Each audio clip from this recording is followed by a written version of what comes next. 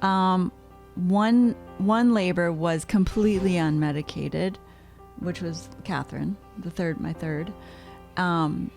I wanted an epidural, but it didn't work. So, and that was the first time I'd had an epidural, and it just didn't work at all. Wow. So I experienced all the pain. Labor, delivery, and postpartum, naturally. It's Hunt for Wellness, episode number 228. Hello, welcome to Hunt for Wellness. I'm John Hunt. And I'm Christy Hunt. And this is the show where we help you live your best life, mind, body, and spirit. And last time you had the special guest on. Yes. Where you talked about pregnancy naturally. Yes. And we're going to continue that discussion today. You are, because you know, in this seat is going to be your special guest, Madeline. Yes. And talking about labor, delivery, and postpartum. Right. But first, this episode of Hunt for Wellness brought to you by waterdistillers.com. Great machines providing great water for your great wellness. Check it out at waterdistillers.com. All right. So we're here for podcast 228. We're going to talk about labor, delivery, and postpartum with my daughter, Madeline, and Madeline Miller. So Madeline, just tell us, we talked last time about pregnancy, but in case somebody wasn't listening, tell us a little bit about your background and how you can talk about labor and delivery and oil use and things like that. Yeah. Well, I have been using essential oils pretty much daily for the last 15 years, and I have 3 children. Yes, you do. My youngest was born 2 months ago. So all of this I'm still technically postpartum, and all of this is pretty fresh for me. Yeah. So my daughters are 4, 2, and 2 months. So yeah. It's a special time. It's pretty fun. It's pretty wild. Yeah. Pretty busy. Yes. This is kind of a treat to get away. Yeah. Just talk. So I'm so glad you could be here. And I've talked to various people and they're like, what do you do? How do you use oils in labor, delivery, postpartum, and with newborns? And so I wanted to have you here to tell people because I never did that. Yeah. So, how did you prepare for labor and delivery? Well, I really like this book, The Gentle Babies book, by Debra Raybern, and that has, a whole section on childbirth and on pregnancy. It really goes through everything from the beginning to how to use your oils on your children, and on yourself while you're pregnant. And so I read this and got research in there, and I prepared by listening to other podcasts and reading books and talking to other people. Mm-hmm. But until you go through it yourself, you really don't know what you don't know. No, you don't. You don't really know what's coming. Yeah. Well, and it's hard to really know what to even think about because it's a completely just unique experience to every person because every person's birth experience is different. Right. And postpartum experience. Yes. But there are similarities. Yes. Mm-hmm. That's true. So what oils did you use during labor and delivery? This past time, I really didn't use any oils topically, but I did diffuse the Labor blend, which I'm going to see if I can find it quick, because it did smell really good. I got all the oils out that she suggested for labor. You had like a little labor pack? Yes, I put them all on my counter. Okay. Because I had a home birth. So I put them all on my counter. The diffusing blend that she suggested for labor was lavender, frankincense, ylang, and Roman chamomile. And I really liked that. Those are all amazing oils. Yeah, those were all great. Some of the other oils she suggests for during labor are Valor, peace and calming, brain power, energy, ylang, frankincense, which I had all those out, but I really only diffused the diffuse that blend. I also have water birth, or I have had water births for both of my home births. So you had 2 home births. 2 home births and 1 hospital birth. And I think I pretty much only used Valor in my other births also. Okay. Valor is one of my favorite oils and a daily one for me. Which is a balancing oil. Yes, balancing and calming. And giving you courage. Yes. You need courage. Yes. For labor and delivery. Yeah. But I feel like for me, I've mostly just like gotten so much in the zone that I kind of forget about the oils during active labor. Okay, because you're just focusing. I'm just in it. On breathing. Yes. And making it through yes. this moment. Changing positions. Yeah, just being present in the moment. Yeah. Just surrendering. So what was helpful for you? You had midwives for all of them. Mm-hmm. What was some helpful tips like during labor to share? Well, I think during my most recent birth, my midwife was very hands-off in a really wonderful way. She was there, but she was, not super present in like talking to me the whole time, which was great because it was me and my husband, and I don't really like to have anybody else there anyways. But he was able to support me and we were just in it together. But I feel like because I didn't have her, telling me what to do or like having me change positions frequently, I was doing that for myself. Just so like you knew to change. Yes, I knew to change positions, and that was something that specifically in this birth that I really prepared for and thought about in advance.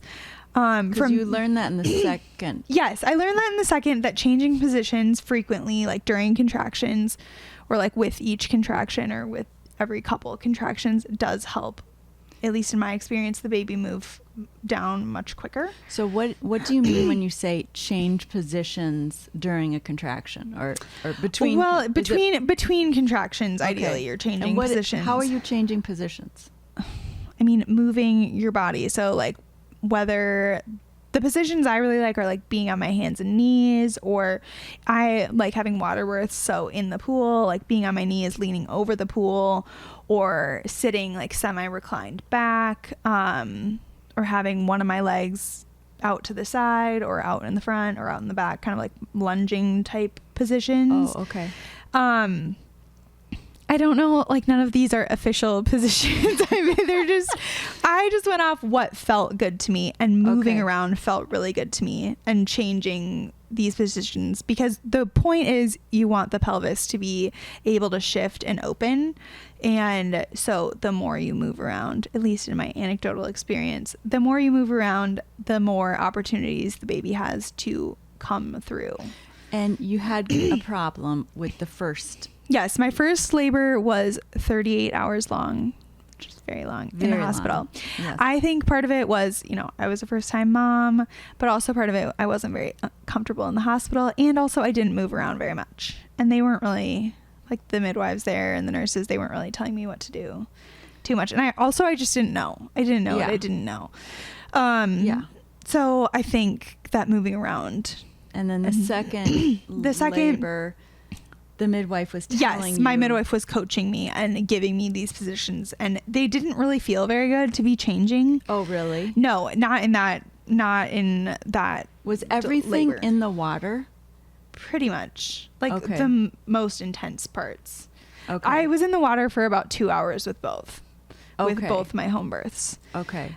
So first you're out of the water? Out of the water and like on the birthing ball, or like leaning over the counter, or moving around like that. Okay. Doing similar positions, but just on land. Or walking? Yeah, walking, being on my hands and knees, swaying, or... Yeah. Like dancing. Yeah, kind of, pretty much. Moving around. Yeah. And then when it got more intense... Yes. More intense. Moving around also just, it feels good. And counter pressure. So that's like my husband putting his hands and squeezing my hips.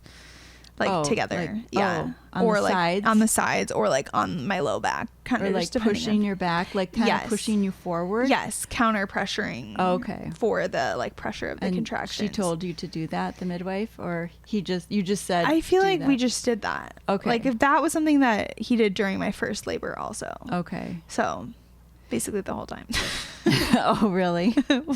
Most of the active labor time, which was like the last 8 or 10 hours. Oh my goodness. I know. Thank God for him. So long. It was really long. And what I do want to say about Madeline being her mother, she was not very good about pain. So I was shocked that she was going to do this natural delivery for the first time with no pain medications. And then when it was 38 hours long, I wasn't there, but I was really shocked to find out she didn't use anything. You had no pain relief. No, I am very stubborn. And I'm also scared of needles. So the idea of an epidural scared me more than the pain. Wow. And I just wanted to experience it. And maybe that's crazy, but I just wanted to feel what it felt like myself. And it hurts really bad. But it's doable. It is doable. And the hurt really bad isn't that long. No. And there's breaks. If you're, in my experience, I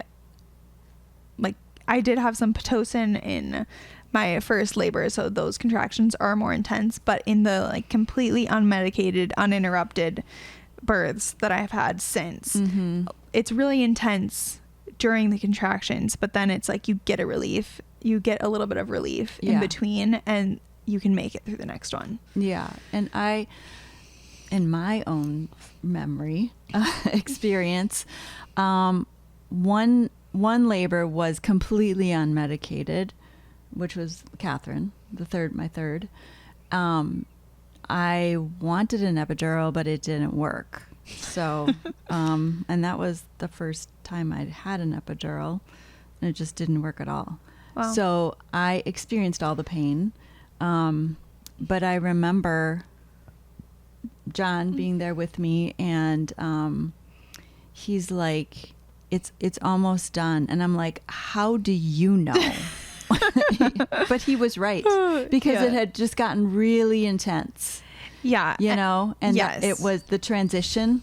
Yes. It was almost done. Right. And so I ended up, I had an epidural, but it didn't work. So they just took it right out, and it was great to be able to get up and walk around right after and not have a problem. I think the thing is that it's doable.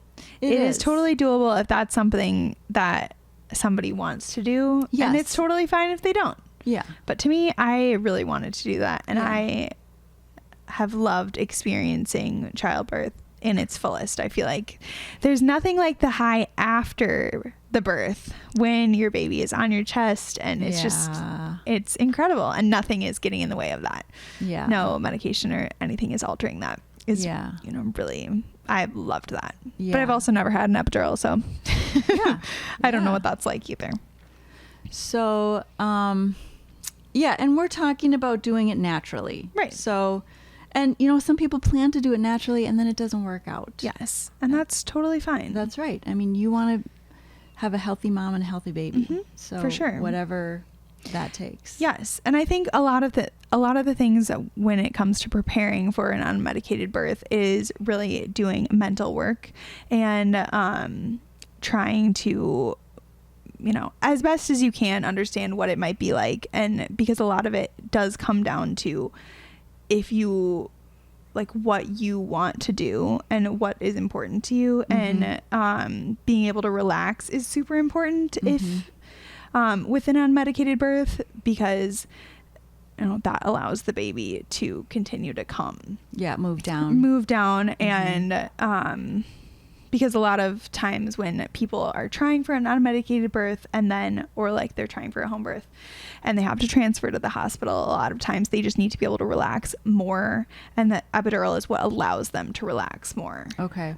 If it's been, a really long time or something like that. Yes. So learning to relax, I really like the app, the Christian Hypnobirthing app, and it's basically just peaceful scripture and affirmations set to meditation music. Okay. With a gal in an Australian accent reading them, and it's really, really peaceful. A lot of people listen to that in labor. Okay. I listened to it a little bit in labor, and then I just am done. Okay. Yeah. But I like to listen to it every night, like Oh. one of the tracks. 'Cause Now? there's different tracks before I, like, the month leading up to the birth. Okay. Or like up to my due date. Yeah. And then after, however Yeah. long it takes. But I really like those affirmations and those scriptures. What were some of the affirmations? Like, every wave is bringing you closer to your baby, and like Okay. my baby and my body are working together in perfect harmony, and I bless my baby and I bless my body, and things like that. Those are really good thoughts. Yeah, they're really good, very peaceful thoughts. And so Yeah. even if a birth does take a turn and things, those types of affirmations are just really helpful to think. Yes. And to say, and I would say things like that during my contractions. Oh, you did? Yes. So even though I Okay. wasn't listening to it, I would be saying those things Yeah, to 'cause that was myself. in your Yes, mind. because it was in my mind.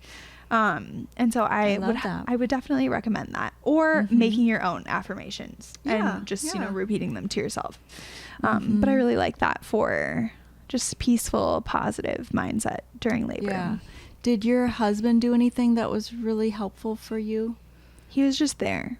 Yeah. There for me and encouraging me, telling me that I could do it, Okay. and giving me counter pressure. Yeah. Did you guys talk that much? Or was it more like quiet, or? Yeah, we didn't talk that much. A little bit, like in between the contractions. During the contractions, no. Not at all. No, don't talk to me during that. Yes. But in between, Okay. when there was breaks. Okay. Yeah.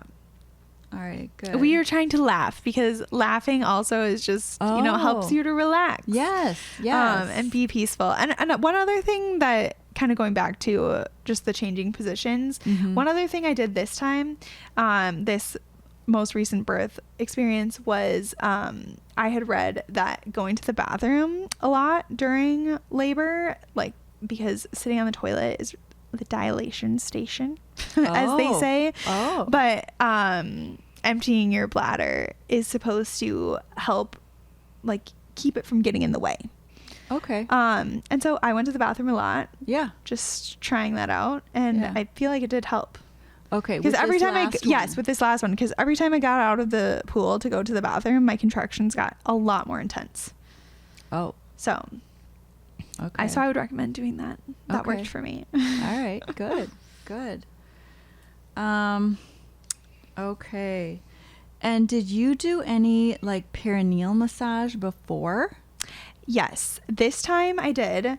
I had a 3rd degree tear with my first and a 2nd degree tear with my second, and I didn't tear this time, but I did do perineal massage this time. Was that the only time you did it? This is the only time I've done it. Okay. And it really helped. And I think it did really help. And Yeah. because I felt changes in my scar tissue, I was primarily just massaging where my previous scarring was. Okay. And so I felt like that went down with massaging it every single day. Did you put any oil on it? I just did plain coconut oil. Okay. But in the book, The Gentle Babies. yeah, in the Gentle book? Babies book, I'm not sure where it is. Oh, yes.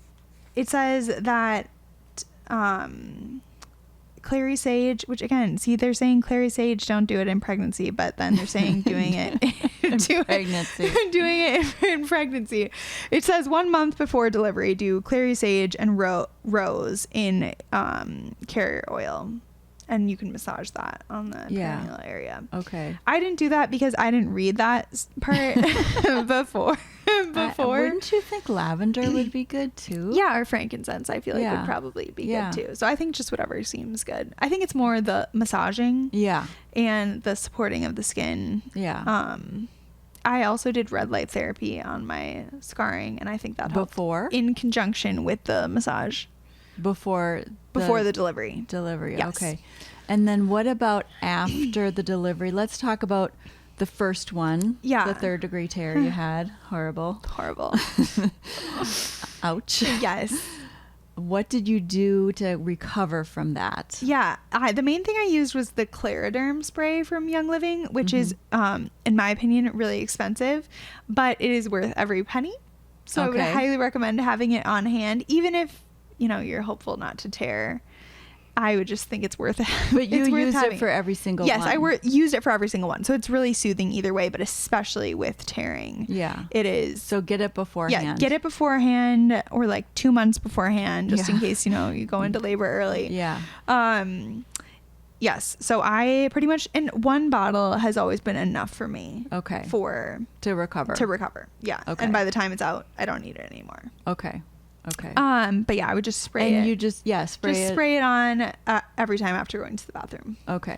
So I feel like that really helped. And was very soothing. Very soothing and calming. Okay. And I felt like, I mean, every time, both the times I had stitches, they healed really quickly and well. Okay. No complications. No complications there. Okay. Great. Yeah. Great. What else did you do postpartum for recovery? Yeah.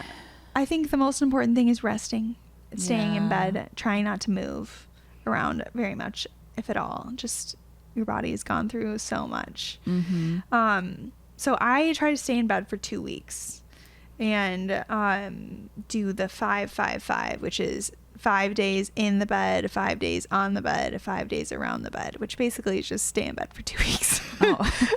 But it's mostly saying like basically be laying down for the first 5 days with your baby in bed. Okay. Only getting up to go to the bathroom. Just and feeding, eating, resting. yeah, resting. Okay. Being with your baby skin to skin as much as possible. Yeah. Bonding. And bonding.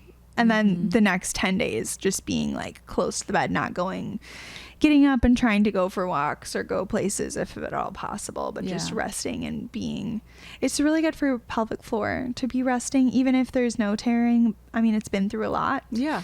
With pushing a baby out. And so I think that that's really great. I feel like with my first postpartum, I didn't do that as much. I wanted to get out. I felt like that's what you're supposed to do. Yeah. But with my second and third, I really relished staying in bed for 2 weeks, and it felt amazing. And I really do feel like it helped me heal so much quicker, especially not doing stairs, because if you have tearing, stairs are just not great. Yeah. One of my midwives said, you want to have mermaid legs. So basically, if you have a tear, you want to keep your legs together as much as possible to just allow those tissues to come back together and recover. So like and stairs are like the most challenging thing because of how, you're separating and lifting. Yeah. Okay. Let's continue our discussion with the postpartum recovery. How about like breastfeeding and stuff? Tell me about that. Like, did you use any oils or anything to support that?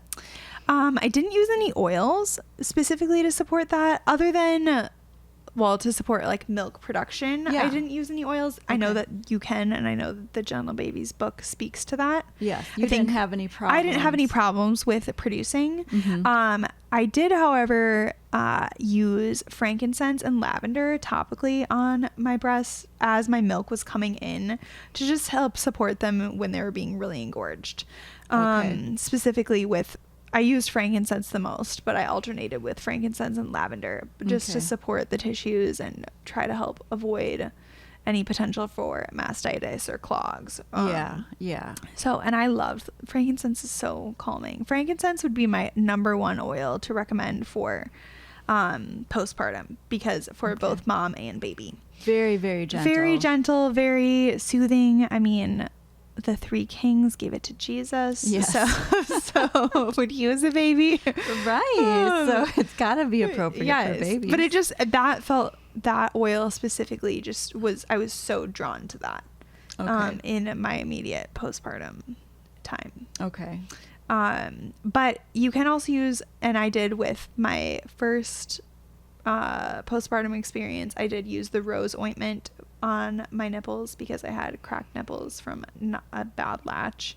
I didn't experience that the second or third time because I knew a little bit more about breastfeeding. Okay. But the rose ointment did work well, and you just put it on, but then you want to wipe it off before you feed the next time. Before the next feeding. Yeah. Okay. Good. Did you deal with any stretch marks? Yes. I I think they just happened. Yeah. They just happened to me. Yeah. Did you put anything on? I them? put Gentle Baby. That's the oil specifically recommended for stretch marks. And, you know, I don't really know. It supports my skin. Yeah. It didn't keep me from getting any stretch getting stretch marks, but I feel like it has helped the appearance of them you know, go down a little bit. Yeah. And it smells good. Yeah, it does. It does. And we were talking about your recovery from this last baby, their third baby, and you said you felt great. Yes. Even better than the other two. Yeah, I did. And what do you attribute that to? I think resting, eating good food and drinking a lot of water, I think is really important for recovery. Yeah. And also getting in the sun when possible. I feel like that's so good. Yeah. I mean, she was delivered in May. Right. So it was just prime weather. You know, the first one was in November. Yes, so that was a little, and the second one was in February. Right. So a little less opportunities for being in the sun, but I think if possible, the sun is just so wonderful. It is. It totally is. And then about the baby. So, what did you use around the umbilical cord, the stump? Yes, frankincense. Okay. Diluted with a little bit of olive oil or coconut oil. I also used golden seal, the herb, on her umbilical cord stump to help dry it out, and it's really supportive of the skin and has great properties. Yeah. That is like liquid herb. You got it as a liquid? No, it was dry. It was in a capsule. So my midwife actually gave it to me. So it was like a capsule supplement, and I just opened up the capsule and put it in a little jar and used a Q-tip to dab it on. Oh, okay. So you were just dabbing on the herb? Yes. Just the straight herb. Okay. Yes. Okay. Yes. And you really don't need much. Like one capsule. I didn't even use all of one capsule. So you don't really need very much. Yeah. Yeah. But that was great. Okay. To help dry it out and just keep it from smelling. Okay. And you know how babies, they're like stuffy and, you know, their nose. And did you use anything for that? I really only used frankincense. That was the primary thing that I used on her. Okay. So. And that supports respiratory. Yes. It really does a lot of well. stuff. There is sniffles. Yes. Did you ever use that? I did use little snifflies because my kids all got a cold right after she was born. Great. So I did use some snifflies while she was actively having a little cold. Okay. Diluted more than just, and snifflies is pre-diluted, but yes, I like to dilute more for a newborn. Yeah.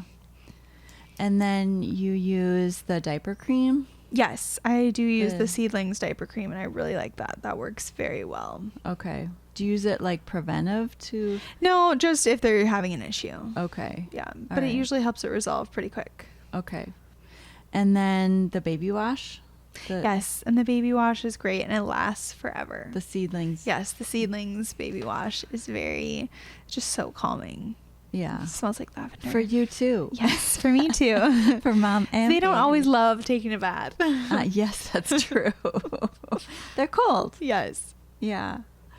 Okay, good. Is there anything you want to tell the listener about labor, delivery, and postpartum naturally? Anything else? Any other tips? I can't think of anything else off the top of my head. Okay. I mean, I think it just, again, like postpartum can be wonderful and peaceful. Yeah. And there's so much intense, scary type things on the internet. Just stay away from that. Yes. And use Valor and peace and calming for yourself. Yeah. Just to support emotions. I have not really had postpartum depression or anxiety, but I also do use Valor and peace and calming pretty regularly in just supporting my emotions. So I think that those are both great tools to use. Yeah. And you're kind of proactive. Yes, being proactive and and talking about things. Yes, talking about things and sleeping when you can, and eating good food and getting sun, I think are all just really helpful things. Yeah. And being with people that are peaceful. Yes. Of course. Yes. Who you're around makes a huge difference. Yes. Yes. Well, good. Well, thank you so much, Madeline. Oh, you're welcome. For sharing your experience on labor, delivery, and postpartum, doing it naturally, which is amazing. Yeah. So thank you for joining us, and we'll see you next time. This episode of Hunt for Wellness brought to you by waterdistillers.com. Great machines providing great water for your great wellness. Check it out at waterdistillers.com. All right, another great episode with Madeline. So that makes it 2. If you didn't get a chance to go see the first part, go over to huntforwellness.com and look up Pregnancy Naturally, and you'll find that one. But also, I think, oils in general, if you have someone that you know who's going to have a baby or is having a baby or soon, you might want to share these episodes with them. Also, if you go over to huntforwellness.com, through any of our videos, you can connect if you have any questions about this stuff as well, right? Absolutely. Or go to your site, essentialoils411.com, and there's lots of educational things available there as well.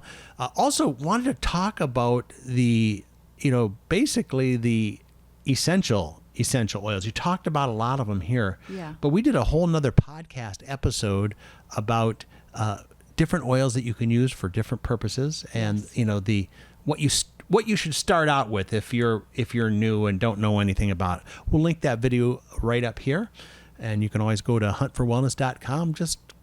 You can find something there that's going to be exactly for you. And then we'll see you next time on Hunt for Wellness.